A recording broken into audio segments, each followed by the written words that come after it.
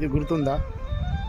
ఈ జనరేషన్ వాళ్ళకు అంతగా పరిచయం లేకపోవచ్చు, కానీ మరి 80s 90s జనరేషన్ వాళ్ళకు మాత్రం ఇది ఒక మర్చిపోలేని జ్ఞాపకం.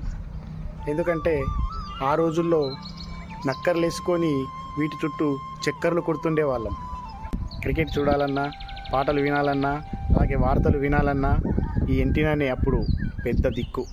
ఒకప్పుడు ఈ యాంటెన్నా ఎవరింట్లో ఉంటే వాళ్ళకు ఒక ప్రత్యేకమైన గౌరవం, మర్యాద అనేది ఇస్తుండేవాళ్ళు.